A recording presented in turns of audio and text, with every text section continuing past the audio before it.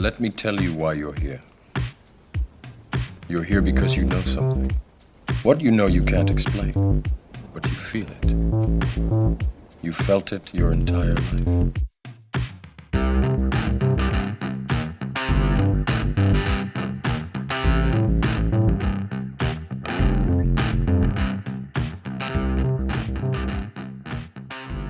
Hats. Brendo. That was really short hats. It wasn't hats. It was hats. Were you thinking about that? Is that part of your? No, I never Is do. that big thing? Okay. Unless I'm going to sing like hats, which you hate. So Yeah, I'm there not you a go. big fan. Any chance I can sing. What's going on? You want to? Well, we'll get. Sorry, guys, we'll get to you. Don't do that. We need to do the intro. Nobody knows they're there. I know. Okay. So you want a competition? I did. The Bitcoin company app.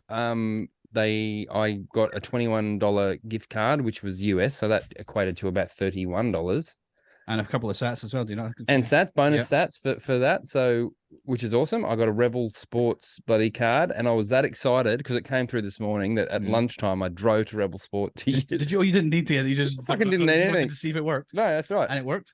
It fucking worked so good. So you had the card on the app.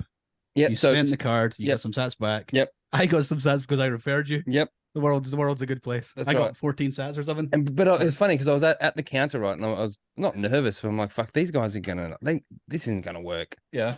And it's such a new thing. You just went bang, bang, blink. bang. Thanks very much. See you later. I'm like, oh my God. Wonderful. Well done. Yeah. Congratulations Awesome. on your prize. How's your week been?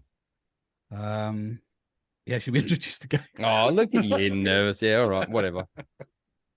Hello, guys. How are you? Who are the guys? Introduce them. Well, we have Chris and Dylan back from Bitcoin Alive. They are both looking. Well, they're both looking like they've slept a little bit. But I think. Dylan's shaking his head. But I'm not convinced it's a lot. So, guys, how are you? First of all, how's things? Very well. Thanks, guys. Thanks for having us back on. Yeah, life's pretty full at the moment, which is good. I like it. Yeah, having a good time. Chris, how you going, mate? Pretty good. Busy as you would expect. But no, doing good. Doing things I like to do, which is Bitcoin. So can't really complain. Still haven't checked the price since we last spoke. Was that last year that we spoke? It was. And actually, well, let's go there first if you don't mind, because I thought on our last conversation you were like, I'm going to get to Christmas and then I'm going to check. Like, what happened there? You just went, fuck it, I'm not going to check. I don't think I said that. Oh, didn't you? I was definitely gonna last, unless I made a joke, but I was definitely gonna last out the year. That was the challenge that I had set. So no, it wasn't Christmas. It was the end of the year. That was Oh, maybe I thought. Yeah. Was it? You thought Christmas? I thought Christmas was in end of 22. I swear we talked to them before. The end. No, but end of 22, not the end of 23. I swear we talked to you before. Yeah, we did. It was we did. We put out the. I've decided to extend it. Right. So do you know, Chris, what even like order of magnitude we're in? Like, surely you must kind of have a feel. Up from before, which was down. I know that. That is pretty accurate. Fucking spot on. That's yeah. Some kind of savant here. I can't avoid the sentiment like that. You know, I get an idea of the direction things are heading, people's moods, people's things they say online. But in terms of numbers, I actively avoid that, and for the most part, do a pretty good job of avoiding it. But yeah, I mean, it just doesn't matter. Just I don't know when it will. It might matter when it's zero. That'll be I'll check that. Cool, it's zero. Where I expected it. Can you imagine the feeling? So for me on that last kind of bull run there, it was like all the vernacular was like, which is so cringy now. It's like, to the moon and fucking whatever, which all of the whole crypto space has adopted. I'm hoping that doesn't come back again. Definitely coming back again. Please, it's going to come back. But not to the moon and yeah. No, that's not new to Bitcoin. To the moon has been around for. I know, but it's more likely to be to the lifeboat. To the lifeboat, yes. Yeah, off the Titanic. That's it. To the lifeboat, I'm all for that. It's not going to be so exuberant. Yeah, I'm just wondering what Chris is gonna, what signals Chris might get on the next bull run? I think the next bull run. Well, I don't know, but this is the question, I guess. Is the next bull run the panic bull run? They act like not us. All the people who don't have a clue what's happened, not even been paying attention, not even thought it was a thing. And then when they finally go to look and they see that there's like 7.8% left of the supply and go, oh my God, and that's going to happen at some point. I thought it would have happened by now, but obviously it hasn't. So that's assuming they even understand the importance of uncovering such a statistic.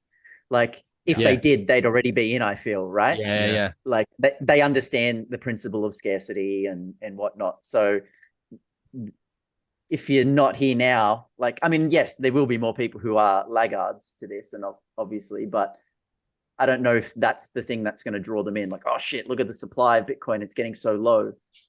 No, sorry, I agree with you, but I think that it's going to be, the price is going to be running massively, and they're not being able to pay that. I think we can agree on, and they're not going to be able to pay their bills in fiat. The supermarket bill has just become ridiculous, and they'll be in the middle going, how, why is this happening? Yeah, is that I just wonder if this bull is this halving cycle will be the panic cycle, or if we've got another 4 years to go for the panic cycle. Maybe we do. Yeah. I just can't. I mean, I can't see it, but I never could. So I'm kind of skeptical, to be honest, about the supply shock narrative going forward, causing the price pumps. We're already at something like a 1 point something annual inflation rate, right? So next time the halving comes around, that's going to halve to like 0.6 or something like that. Those daily we're making 900 new Bitcoin. That's kind of already next to nothing compared to the daily traded volume on exchanges, right? So I don't see how that new supply is really going to affect the price that much. But back in the earlier epochs, when it changed from like double-digit annual inflation down to single-digit, that I can really see how that causes a supply shock. Do you think going under gold is going to make a difference? Oh, sorry, mate. No, that's okay. I think that's a valid point to make as well. That I think that will be, like, at least for some people who are perhaps a bit more old school, that might be like a trigger moment for them. But I just wanted to add to Dylan's point. I think that the constant is the cost to mine, I guess, and the increasing hash rate will continue to kind of, like, you might say that as the epochs go on, it matters less, but like to the miners, it still matters quite a significant amount when the halvening event happens. So overnight, it goes from 900 to 450. Their electricity prices and hardware costs don't halve. So it still is very important to quite a large sector of the Bitcoin industry, perhaps not so much everyday people. Yeah, there's anyway, you're not going to know anyway. You're not going to know because you're not going to look. Well, true. But you will see the sentiment, and the sentiment might be crazy.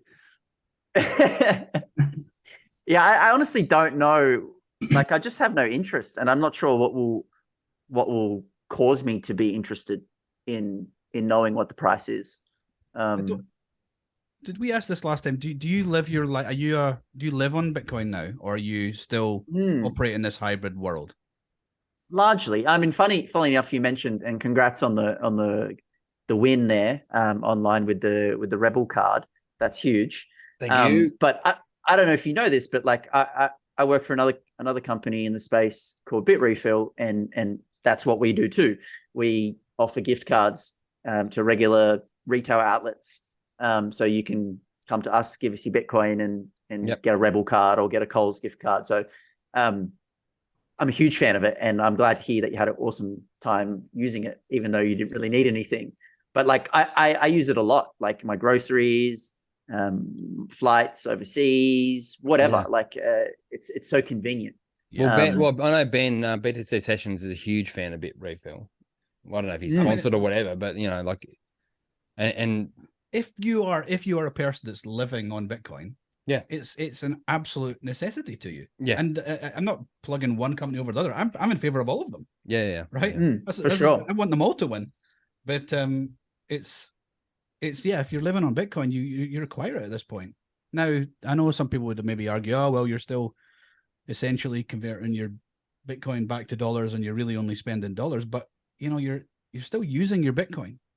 Well, I'm using my Bitcoin. Well, not today, but like using a service like that, you're using your Bitcoin without triggering any kind of a CGT event, or you know what I mean. Like you're actually using that Bitcoin. Yeah, you're using it money. as a currency. Yeah, absolutely. It's fucking great. That is another potential benefit. Yeah, like I'm a big fan of spend and replace, however that might be, whether that's through mining or purchasing or earning through the trading your time or your expertise or whatever that might be. Yeah, I'm a huge advocate of that. We're not going to unlock those other sound money principles that Bitcoin is so good at, like medium of exchange and store of value, if we don't exercise the things that lead to those. So for me, I like using my Bitcoin. I don't like going backwards in my amount of, like, that's the thing I look at, right? I look at my amount of sats, my amount of Bitcoin. I don't look at what it's worth in dollars, because to me that's a useless metric. But I don't like seeing it go backwards. So I like to make sure that, that's my constant chart, is like, am I going that way with my sats level? Yeah. If I am generally trending that direction, then I'm happy. I know I'm acquiring more over time.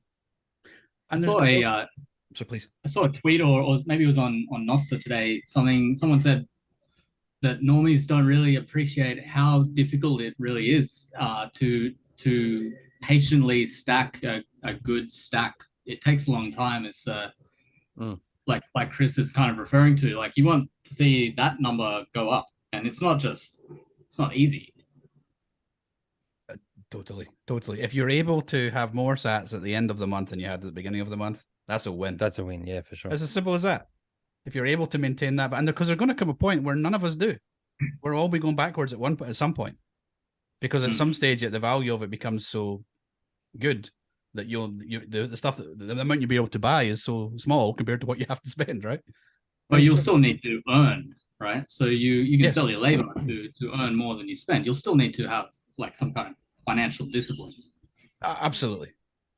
But psychologically, for me, it's just such a jarring thing too. So like you can spend money on let's say Bitcoin Alive tickets, like spend fiat on Bitcoin Alive tickets, and you go, rightio, I spent that fiat, I'm getting Bitcoin Alive tickets.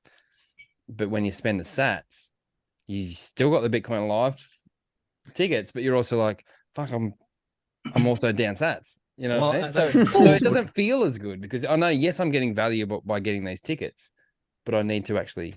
That's interesting. Yeah, but how good does it feel to send a Lightning transaction and get something in return?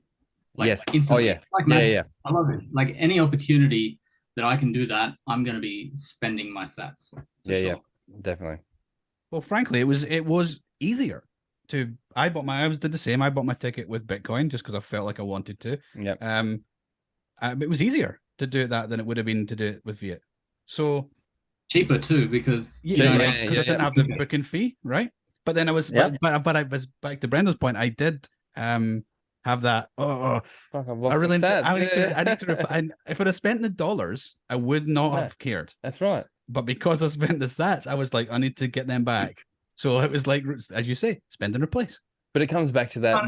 What Bitcoin can do is just really, as far as consumerism and consumption, all that kind of stuff. It can really. It's like a check and a balance for people to go fucking think about whether you actually need this. And so it takes us to the things. It makes us start spending on things that we need before the things that we want. And if you want, it's okay to want things. And sometimes you'll cave and you'll be like, oh, well, I want a pair of shoes, or I want to have a beer, or whatever that is. You don't need those things. I want a king bed. Yeah. That's an inside joke. We can talk about that later. But there's got the more. That's to begin with. I think it refocuses people on the needs over the wants. Yeah, it takes us back to probably what people would have experienced back in gold standard days, right?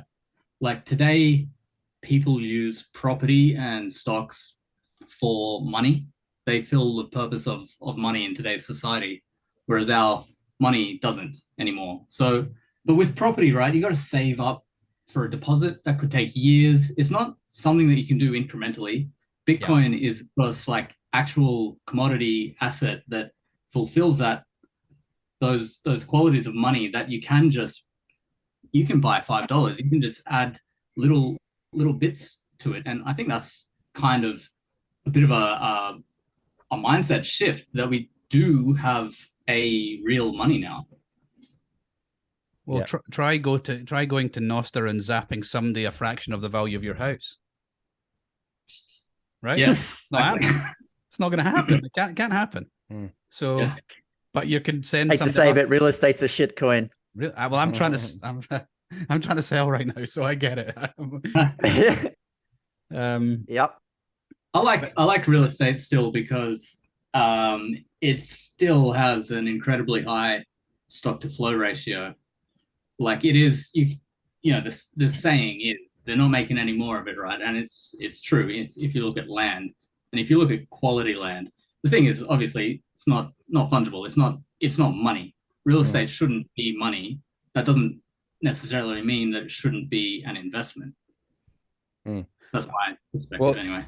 Houses may be a shitcoin, but homes aren't, and that's my argument. Like my house is my home. The utility value of your home, entirely. It's got a lot of utility. Yeah, and the work and the effort that I've put into that house to make it to where it is, like it's just right for your family. Exactly. So that's yeah. There's a definite value in that. I just think that as an investment thing, a portfolio of 14 rentals. No, I don't see how into the future that becomes a thing that people do.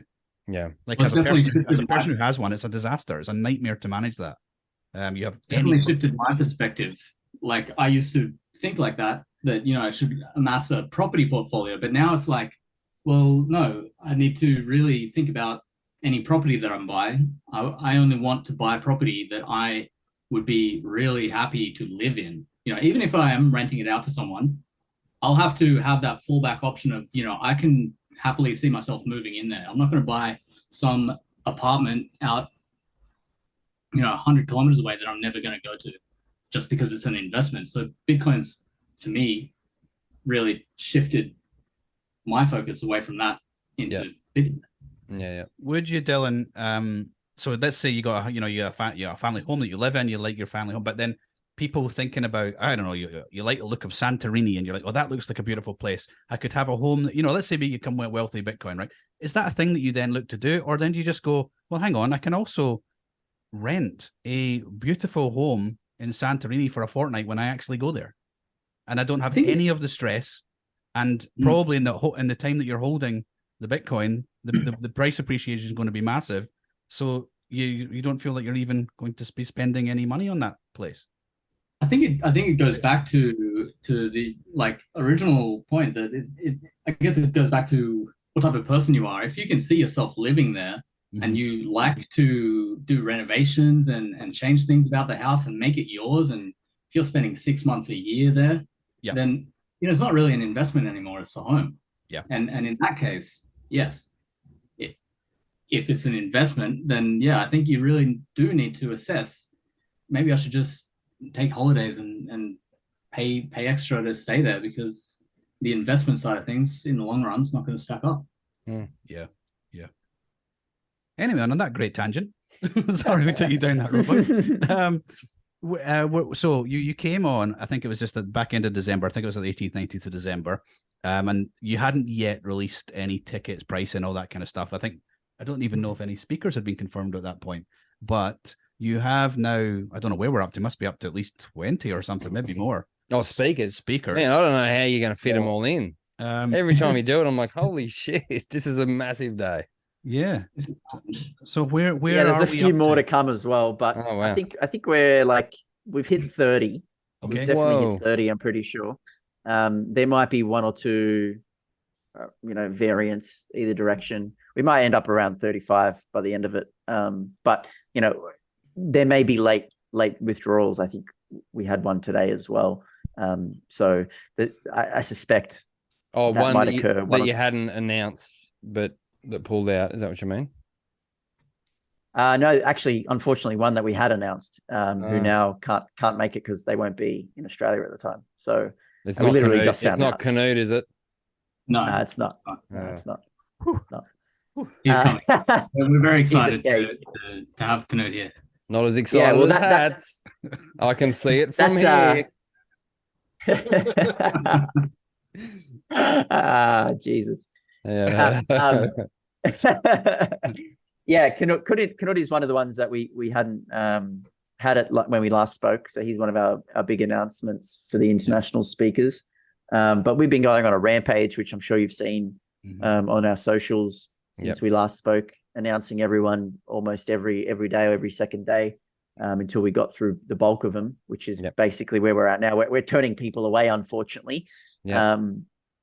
Some shitcoiners because they're not appropriate, but unfortunately some great people as well that we would love to have room for. But we're so full that we don't even know how we're going to put this program together. Just tell them tickets are on sale. That you can tell them buy a ticket like the rest of us. So there we go. How much convincing has it taken you to try and get people on board, or generally people that speak from a speaker perspective? Is it generally people are keen to come, or is it? I mean, a distance is the problem internationally, I guess. Yeah, for the internationals for sure, it's the distance, but for the locals, it's been everyone's wanted to be involved. I mean, it's the first of its kind of this kind of scale. So, and we want everyone involved. So it hasn't been hard on that front, but yeah, definitely the internationals, the short lead time. We only announced this publicly in Jan, I think it was the 9th or the 10th of Jan. And it's April, so that's a real short turnaround. And people are already locking in their travel and stuff like that months in advance. So it was always going to be a bit of a challenge getting a lot of the internationals, especially budget wise as well. Many of them sort of would like reimbursement for travel and stuff like that, and we're a classic startup. We don't have endless amounts of capital to be like, yeah, sure, here you go, business class flight from America, or business or even regular economy from Europe. We just don't have the cash for that, unfortunately. But yeah, it's been really good who we have got. I think we've got an absolutely stellar cast of Bitcoiners from a diverse range of places and expertise, and I'm really excited to have everyone together on the 15th of April. And well, speaking of sponsorship, how has that gone? Have you had certain sponsors approach you that you've just gone thanks but no thanks? So I'm guessing you have. Yes, for sure. And how does that conversation go down? We get a lot of inquiries from crypto type companies who they obviously haven't even read the website, so just don't respond to those ones. But then some that have, it's like, well, yeah, we're a Bitcoin only event, so we're it's probably not going to be a right fit, which that's what it is. We're trying to make a quality event and focus on Bitcoin, and if we did bring companies like that on board, it would dilute the message and would be confusing. It's like, why you say you're Bitcoin only, but these people are talking about crypto. So yeah, no, we're not going to go down that path. It does mean that the budget does get restricted, but that's fine. I think it kind of aligns with the Bitcoin ethos, really, that it's a grassroots pleb focused thing. It's from the ground up. It's and the other thing I'd hole say in the thong conference, right? Yes. We've got a few holes. Nice. That's good. That's good. That's how it should be. It's tough, but it's better. Yeah. I mean, there's if you look at what the macro environment is like now, it's not great for Bitcoin only companies. It's like a triple whammy. The bull run's over, so retail's just not interested anymore. You try and talk, I'm sure all of us have the same experience. You try and talk about Bitcoin to people these days. Back in the bull run, they were like at least receptive to talking about it, but now they're just, that was last year. Bitcoin's like, that's dead, isn't it? Talk to me next month. Yeah. So you don't have the retail, so you've lost revenue. the funding environment has definitely changed. So it's not easy to raise capital anymore. So you got to be really conservative with your cash. A lot of companies are letting people go, unfortunately, and also, you know, consumers themselves, retail people are hurting, right? They're paying more for everything. There's less money available to spend on Bitcoin, so it's really like a tough time out there. So, but having said all that, Bitcoin Alive is doing just fine. So, if you guys are able to had conversation. Sorry, man, talking over you. I was just going to say, if you guys are able to build in the bear, great conversation. Yeah. Yeah, if you can build in the bear and reap the rewards, like if and as we all hope, it turns out to be a massive success. So, and it becomes an annual event for Australia, next year might be a very, very different process for you guys. That's right. Yeah, I'm suspecting the next 6 to sort of 12, 18 months are going to be a different market compared to the last 18, 24 months. If we follow the general 4-year cycle kind of thesis, which, you know, you may or may not subscribe to, but, you know, I like to use the halvening as a point. And I've been through a few of these cycles, and I've taken notice of the type of things that happen in and around those events. So, you know, I think year 2, 3, if we can keep this going, we'll have hopefully met our goal to put Bitcoin Alive as the, you know, on the global map of Bitcoin conferences. So when you think of all of the heavyweights in the different areas of the world, we're part of that conversation. That's what we want to get to. So attracting that international talent, growing that local industry, I think is really important. So it's not just us, it's everyone, but we, you know, power with the people. So we want to bring everyone together. It's not been done before. So let's do that. Let's start there and see what happens. I'm pretty sure it's going to be super magical. I always have a good time with Bitcoiners everywhere I go. So why would it be any different in our backyard with all our friends? So I'm really looking forward to it. It's also interesting. From our experience, just going to Bitcoin conferences, the best part about them is talking to other people about Bitcoin. I noticed the other day, Corey at Swan has done another website. He's just in fingers and everything, but I think it's called Bitcoiner Events. Have a look. I think that's maybe what it's called. I'll put it in the notes. .io I don't know. I put it in the notes. It is Bitcoiner Events. You're all right. And they've been around for a while. It's pretty cool. But it's wild, like how I'd never known of it, and I had a look, and there's like something every day almost. Like I was sort of going, oh, there's going to be like the 7 conferences I know of, the big ones. No, it's full of meetups all over the place. Oh, everything. Yeah. So like Bush Bash and all that stuff. Well, literally, I scrolled through about 4 pages, and I could only get to like 4 days from now, and I was like, this is like Google. That can get to the bottom of this. Oh wow, that's awesome. So you can filter by geo, so you can like select the Australian area, and then it sort of narrows it down significantly, because obviously America has so many different capital cities and all that sort of stuff. Like they got meetups galore, but you know, you get the local Australian stuff as well. It's great. We're on there. They've been big supporters of ours. Bitcoin Alive is actually featured, like a featured event on the Bitcoiner Events website. So that helps with visibility and stuff like that. But they've been really nice to us. And yeah, you're right. Like Corey's been doing like all sorts of different things, like with the Bitcoiner jobs, which is the jobs board. That website's great as well. Yeah, that's cool. Yeah, that's come out of the little Swan Dome. And then and I think they just announced another one. Bitlist, I think, is another one of theirs. I think, and that's like a directory of people that want to trade with Bitcoin. I don't know if it's like for companies. Like, I actually had this idea today when I was, I've been thinking about it for a while, but I was thinking about it deeply while I was enjoying sushi for lunch, as you do. And I love it. You said that. You should be a writer. Deeply while I enjoyed sushi.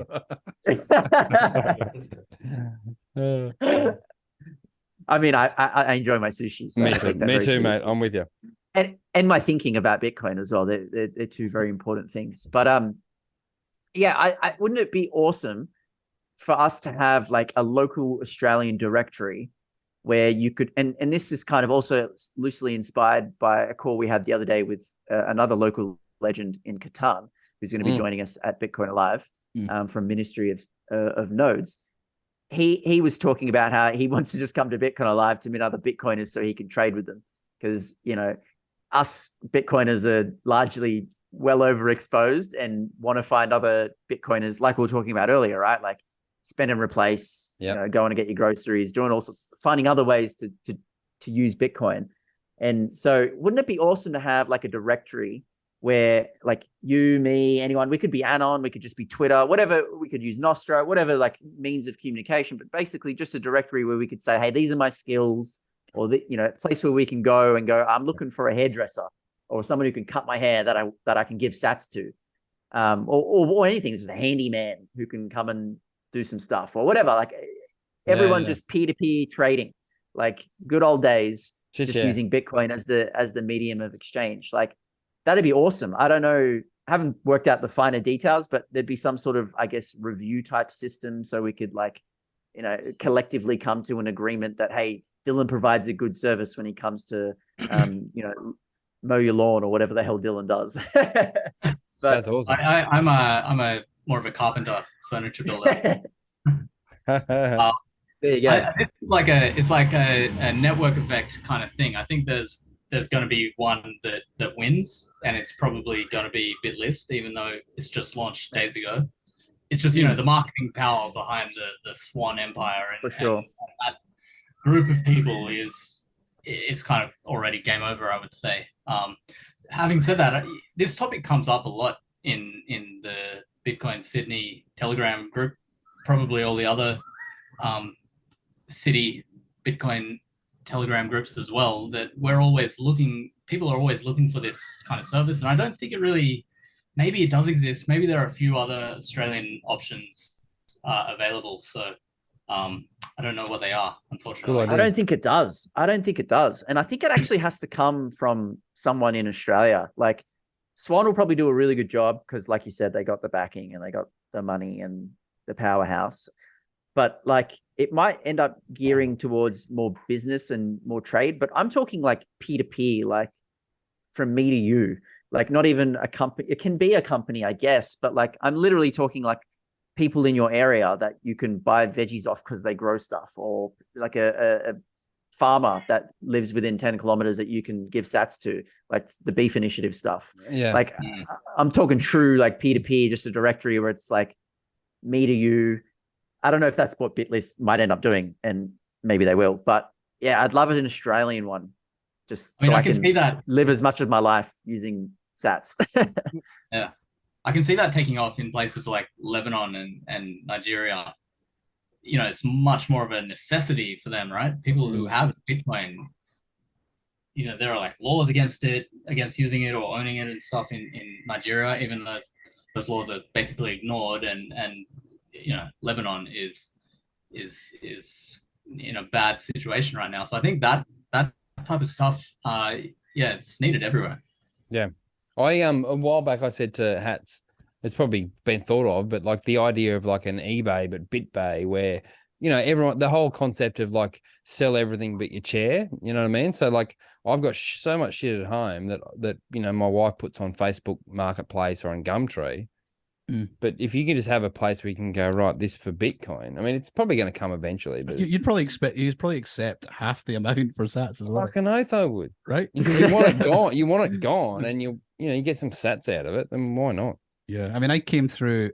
I don't think this is doxy. So, Talej, VoltPay, he and not going to it. So he also has a fresh produce farm. And he lives between me and Sydney. So when I came through there, I just stopped by and picked up a box and paid. It was the first person to use VoltPay, which was awesome. Yeah, that's cool. Which I felt really good about. But it was like, but that was kind of because I don't know. I don't even know how we met in the first place. Maybe it was before a bush bash. So, but even just to have, that was just because we knew each other. If there was some facility out there that was put people in contact with each other, and they could do that all the time. That'd be wonderful, right? Yeah. Right. We have to address the elephant in the room. The username on Twitter, Chris, is what? My username? It Yes, is yours. Lung Doge. Okay, can you Yeah, explain Lung to people? Doge. Can you explain to people what that reference is? Because I'm sure there are people thinking about buying a Bitcoin Alive ticket. They're going, not from that guy. I'm not. That's a shit coin in the name.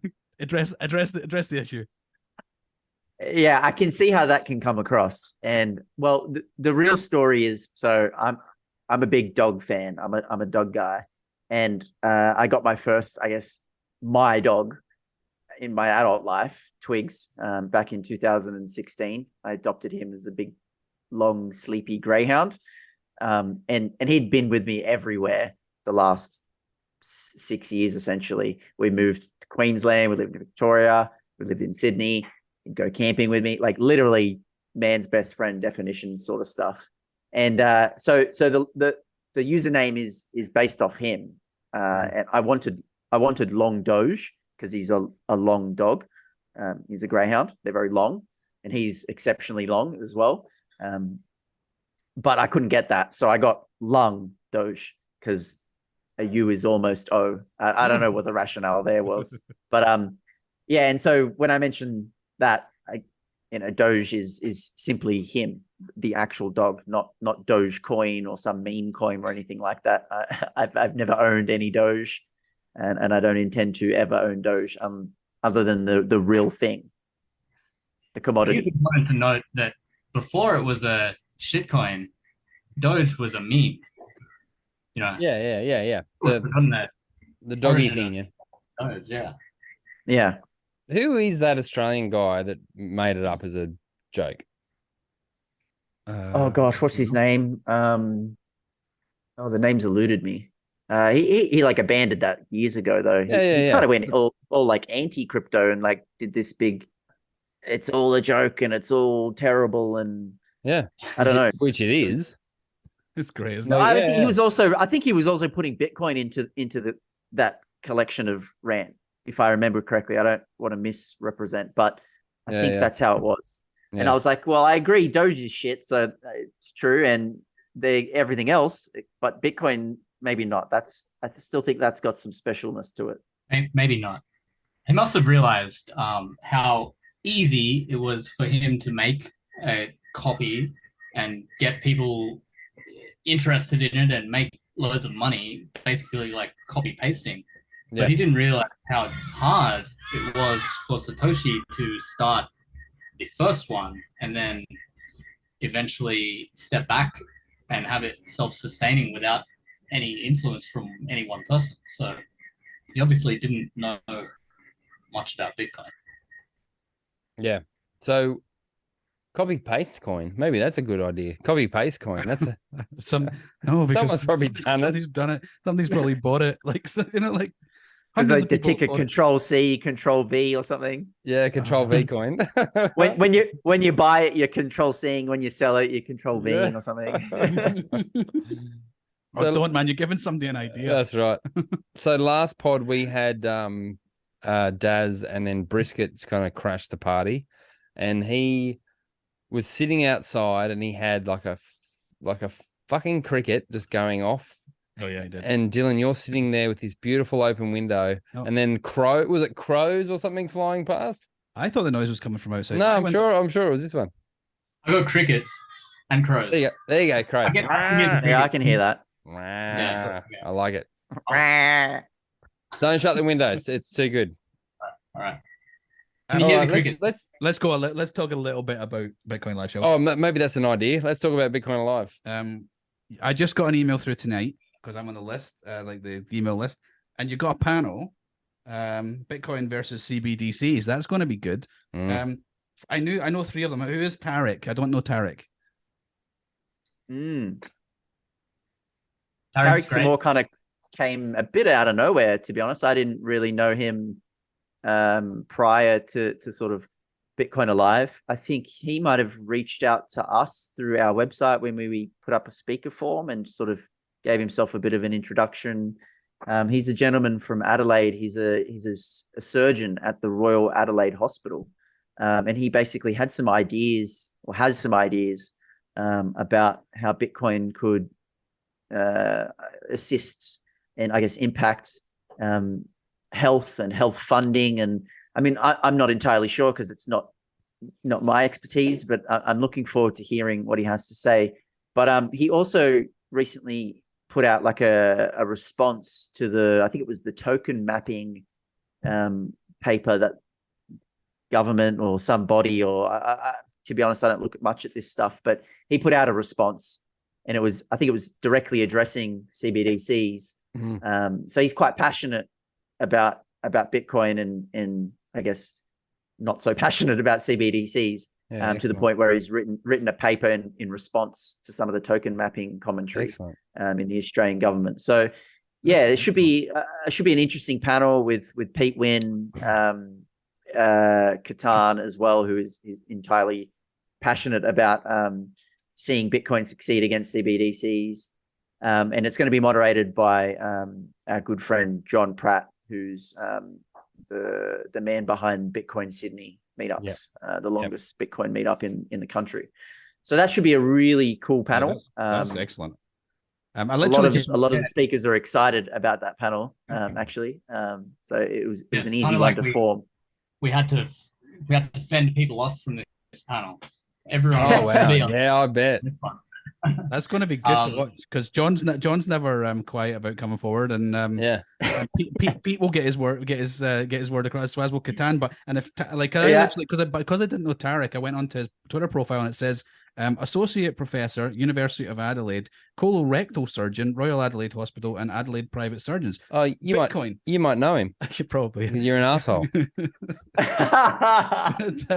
But it's just, all I was thinking was, that is not the profile you expect to go on to when you're thinking about Bitcoin, is it? It's like wow, there's like a real person in the real world doing real stuff, and then there's this Bitcoin at the end. I love that. I love the fact that this is just seeping into all areas of life. Well, it's like the Bush Bash, right? So we get I don't want to dox him, but a cardiologist in a similar area that comes to those particular Bush Bashes. Yeah, yeah.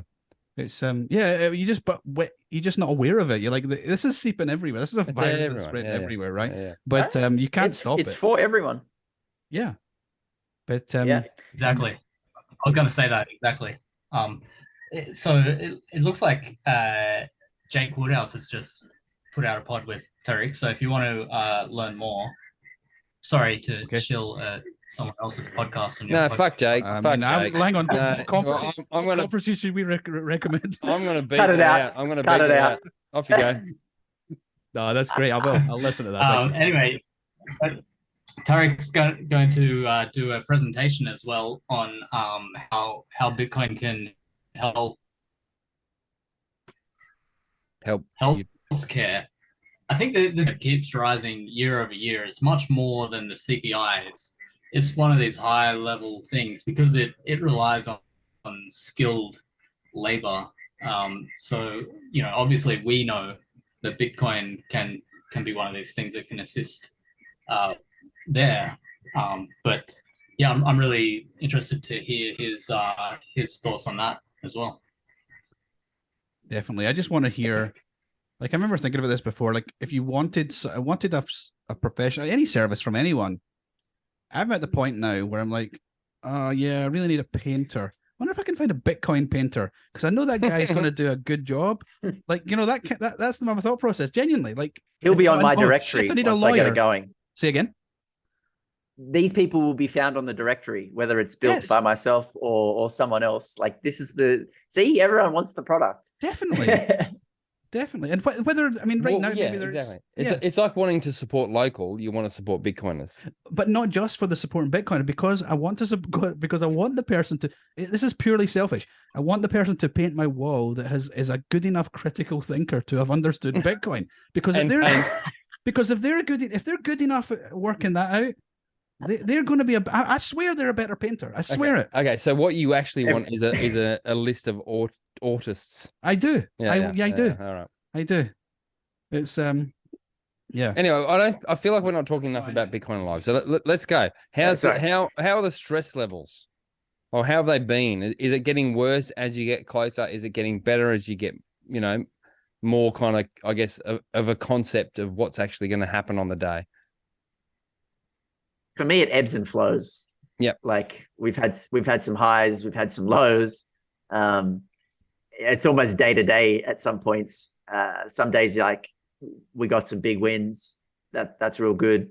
Other days you cop some losses and you're like, this is, you start getting those thoughts like, have we gone a bit too far with this or, but not enough to deter the overall vision. Like we're still very passionate to put this thing on, however it takes shape. It's year one. We're going to learn a hell of a lot. So we just hope that, we can put on something that everyone has a good time. I'm sure we will. And, not lose a heck of a lot of money. That would be another bonus. If we can break even and make a bit of money, even better. But yeah, putting this on the map, making it a regular occurrence. But yeah, year one's always going to be the toughest one, right? So for me, it's been ups and downs for sure. Yeah, I don't know about you, Dylan. Probably similar. Yeah, very similar. Yeah, it's a roller coaster. Same as any other business, I guess. But I would say that like we have done a lot of work to get to where we are now, and I am feeling very comfortable and confident now where we are with the speakers, with the program, with everything. There's always more to be done for sure, but we have been slowly chipping away and steadily building things over many months. So I think we're in a really good position. Doesn't mean that it's not stressful sometimes.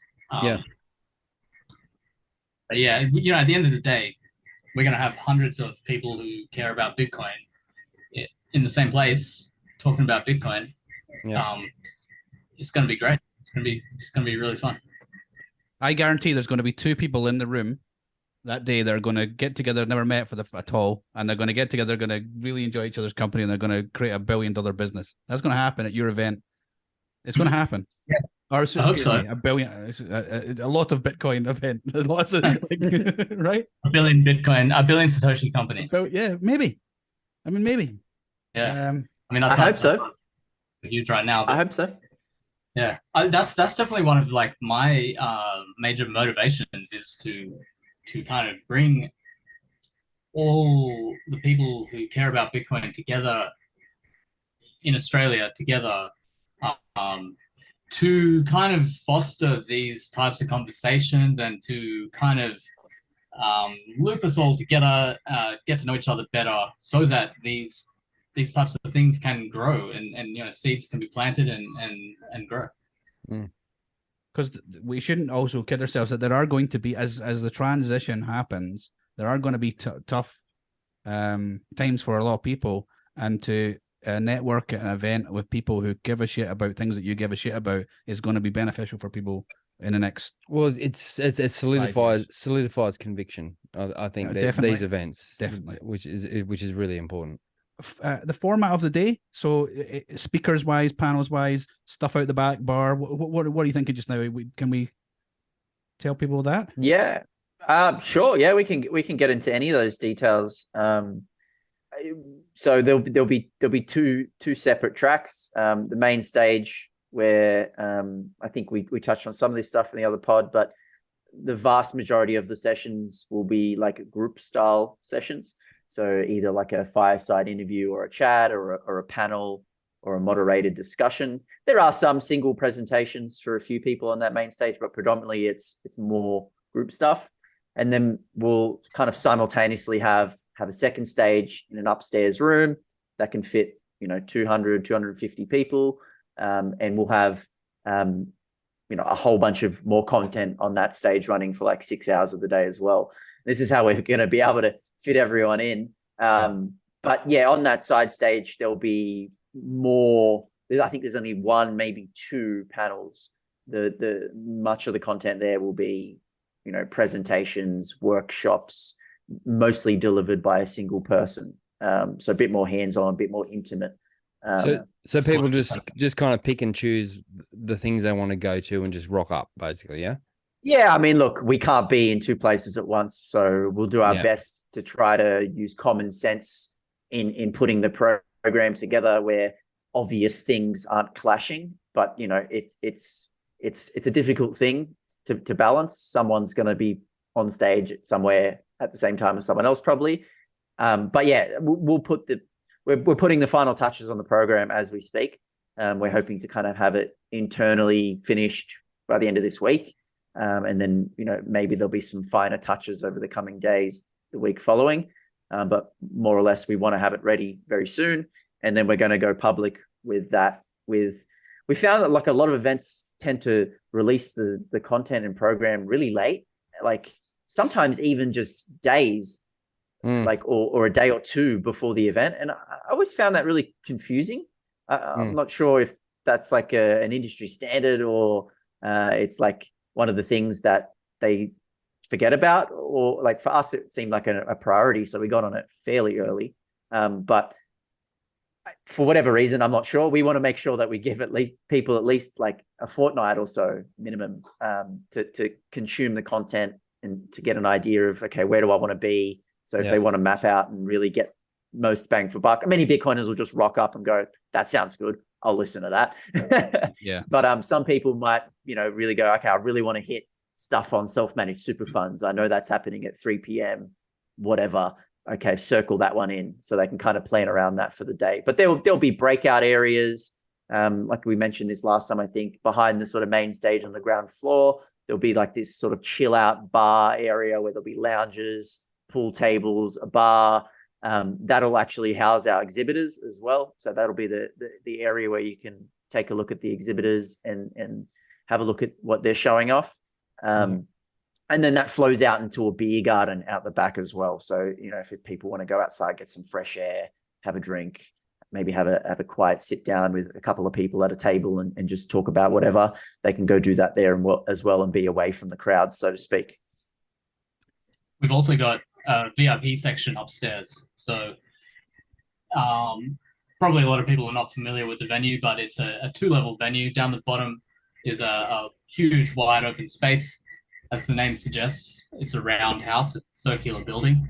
So that's where the main stage will be with seating. Upstairs, there are rooms around the outside and a private bar area, which will have the VIP area at, with a viewing platform down onto the main stage as well. And we'll also have a media room up there as well. If any of the local podcasters want to set up podcasts sessions while we're there, we can do that too.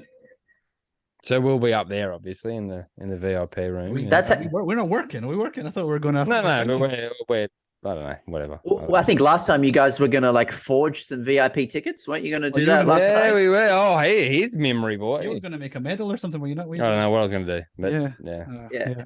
I'm looking forward to letting that fly at the door. Come in with like a ticket made out of like a cookie or something. Like, yeah, come on in.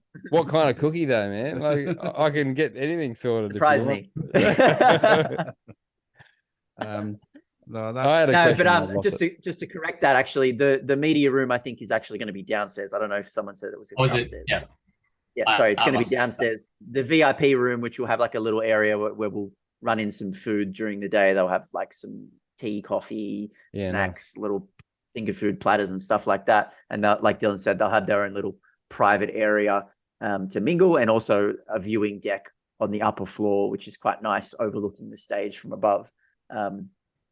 Chris is actually saying, I'm going to translate that. Chris has actually just said that they've had a private conversation. They've realized you're rocking up with a stupid medal. They've had to put the media room downstairs out the fucking way in the corner. So we want somewhere relatively quiet for the media room. So we did a site visit a few weeks ago. Yeah. We did a site visit a few weeks ago, and the room we initially had for the media room had like an aircon duct in it, and we're like, that's probably not going to work too well. Mics are going to pick that up for sure. So I was like, all right, we'll go into this really nice big open area where it's much quieter, And so I get the media going to be looked after there. So if you guys want to bring your pod gear or do anything like that, you're more than welcome to. And there'll be some space for you to. I mean, that's the idea. We just want to get everyone together, get everyone talking. As content creators, they get an opportunity to meet some people that they might not run into as often as they'd like in the flesh as well. Yeah. So I like the idea as well that they're going to have a bit of a schedule out there when you can, because it's a bit like going to a festival, right? When there's a main stage and another stage, and there's a whatever tent's happening over here, and you're like, oh, I really want to see that. Like, I'm going to miss out. I know you always miss something though. But that's the other cool thing too, is that you go, fuck, I'm going to have to. I'll come back next year because I might get a different choice or whatever. Here's a question: how many more announcements have you got? The speakers? Just whatever. You tell me. There's a few more people definitely announced. More. You what? We've lost Dylan. Oh, Dylan might be frozen. Cutting out, yeah. I think he said he wants to announce somebody on the pod, like right now. Yeah. Pretty sure. It'll hit the market. It'll hit the airwaves on the 6th. So if you want to drop it, if there's anything you're dropping between now yourselves, I'm not sure. Now and the 6th. I'm back. Sorry about that. Okay, man. Can you hear me now? Yeah, we can. What's the announcement? I don't even know what it is. No, I was just going to say there's always more stuff we can announce. Okay. There's an infinite number of things that we can announce. All right, go for it. That's kind of what I'm saying. Throw us a bone. Right, now you put us on the spot. We've got like another 10 announcements. I guess next up, keep an eye out. Next week, we'll probably be announcing who our MCs are. We've got 2 MCs for the day. Very talented people. I'm very excited to have them on board, and they'll be kind of guiding people through the day on the main stage. I won't drop it right now, but probably keep your eyes open for that one. I'm feeling a little embarrassed because there's 2 of us, and I mean well, look, they were very talented. Yeah, that's true. Sorry, I missed that bit. You could always turn your ticket into like an MC ticket, and then be like, "Hey, I'm the MC. Read the ticket." That's it. MC extraordinaire. He doesn't lie. We do have a couple. What else that we haven't asked you would you like to just let people know, or if there's anything that you're still needing any assistance from anybody out there, this is the time to ask for it. Well, if you don't have your ticket, get your ticket. That's a good idea. That'd be number one. Yeah, I think you guys have some discount codes as well. You know what? Everybody does. That's a point. We got our codes. I'm like, oh yeah, we got some codes. We're special. And then I see Jake's got a code, and then I see fucking Merrick's got a code. Make some competitive tension. Friendly rivalry. Yeah, I know. It's good. It's good. So well, why don't we we're on your podcast right now. Use discount codes Hats or Brendo, whoever your favorite is, and you get 10% off. That's it. Love it. We all know who Hats is. I would just say Hats is shorter to type. So if you want to save yourself a little bit of time, Hats is the way to go. Yeah, but people don't know what you're actually saying. Time is money. What's that, mate? People don't understand what you're actually saying, so they could type in anything. That is true. Do you know when I have to go back and I have to so I make little clips of these pods, right? And I use this thing called Headliner, which allows me to do the transcripts. Everybody else is fine apart from me. It's just horrific. This thing just doesn't know a thing that I'm saying. So I mean, I just like to thank everybody for sticking with me. It fucking took me 6 months to understand a word you said. But yeah. Well, what can I do? What can I do? It is what it is. To finish on that point though, tickets will probably rise in a short amount of time. So if people want to, if they're sitting on the fence, and I mean they're cheap, they're still going to be cheap, especially when you compare it to other Bitcoin conferences. Albeit many of these are overseas. But I'd probably suggest not sitting on it for too much longer. Our program will be out very soon as well. I don't know if I would perhaps suggest waiting for that. The quality of speakers kind of says it all. It's going to be good. If you're worried about that. If not, let us know what else you're looking for. We'll try squeeze it in. We're trying to please as many people as possible. Obviously, not everyone's going to be happy to the fullest, but we'll do the best we can. We want to put on an event for the people. So people need to tell us, I guess, what they want to see as well. So interact with us on our socials if you're interested. We put out stuff where we ask, like, what do you like to see? I mean, it's getting rather late, so we can't make too many changes, but we can, everything that people have been saying, we're at least addressing. So I think we're heading in the right direction. So that's comforting. So does that mean the gas versus charcoal thing is still on the cards potentially? Gas versus charcoal debate. Yeah. Are you all over this one, Dylan? What's No, that? he's got no idea. It's about as serious as the cast iron debate that happened about 6 months ago. Yeah. Pretty important. Maybe we should make room. The guy's been working his ass off for 6 months. I know. You're one to bring in gas and charcoal. All right. Okay, guys, let's if you want to go follow the guys on Twitter, it's at Bitcoin Alive. If you want to go buy your tickets, it's bitcoinalive.io. Yep. If you want to get a discount of 10%, use Brendo's name.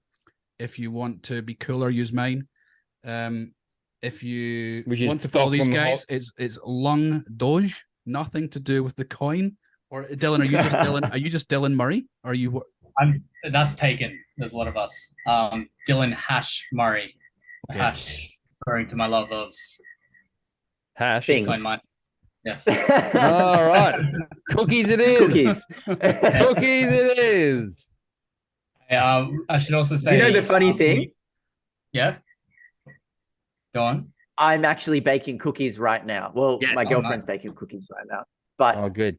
they're not what you think they are. They're just cookies. Oh, Just regular Oh. cookies. that's all right. I'll take it. Still though, I don't mind a cookie. How does she go, actually, to be honest? Because the entire pod, she's been, up and down and in the background. Does she get the shits with you just always on the computer on the pod? Or on a pod or on whatever? Or she's got I no think idea she's what's used to going it by now. Yeah. And this No, is why I've been She hears banished me to the ranting garage. about Bitcoin all the time. Is she a Bitcoiner? Yep. Oh, good. And so, well, okay, that's why we're getting really personal. Dylan, how's the relationship going? Because obviously you're both involved. You're working together now too. Oh, Are you, yes. so you're surviving? Yeah, we're surviving. I haven't even asked that. I feel terrible now. Yeah, no, it's fine. This is Jess's job, right? So for anyone who's tuning in right now, there are actually 3 of us who are doing this conference. The third one is my partner Jess, and she's a freelance event manager. So she's, without her, this totally wouldn't be possible because Chris and I are not really event management professionals. We're Bitcoiners. So she's keeping us very organized and understands exactly how events run. So all the detailed stuff that we wouldn't even consider, she's got that totally down pat. However, yeah, that's her job. That's her day to day. She's always doing this, so she's on top of it. And Chris and I are on top of the Bitcoin side of things. Doing what we love. Curating the content. It's fun. It's so much gives me so much joy to kind of bring all the threads of Bitcoin together in a way that we think that the audience will like. So, yeah, to answer your question, it's going fine. Yeah, cool. And meanwhile, Dylan keeps that window open just in case he wants to jump out of it one day if it gets too much. Yeah, join the cricket. Join the crickets. Maybe he lives just in Brisket's backyard. Maybe that's what's happening. He's got no idea. He's got no idea. Even worse, maybe Brisket lives in his backyard. That'd be frightening. Sorry, mate. You're gonna have to listen to the last one. All right, let's wrap it up. Yeah, guys, thank you again. Good luck. We look forward to meeting you in person. So much. It's really soon too. It is soon, guys. It's 15th of April. Yes. Roundhouse in Sydney. Get the party pants ready. It's going to be a lot of fun. Yeah, we got the bash before that as well. Are you guys going to the bash? We're not. No, We will give them a shout out at Beechworth. You're going? Yeah, I think the plan is to go. Yes, Beechworth. I think maybe the 23rd of March. Does that ring true? 23rd, 24th, 25th, something like that. Yeah, it's like 3 weeks away. 3 weeks. Yeah. I mean, this is high season for Bitcoin down under. We got the Bush Bash, and then we got 2 weeks later Bitcoin Alive. Like this is doesn't get much better than this. Definitely. Victorians, get yourself along to Beechworth for the Bush Bash or NMD. But and then hopefully we'll see everybody in Bitcoin Live at the Roundhouse. Yes. All right. Thanks, guys. Thanks, fellas. Appreciate it. Guys. Been great. Can we end the thing and then Fucking stop talking. Let me stop it. stop? It's fine. Jesus.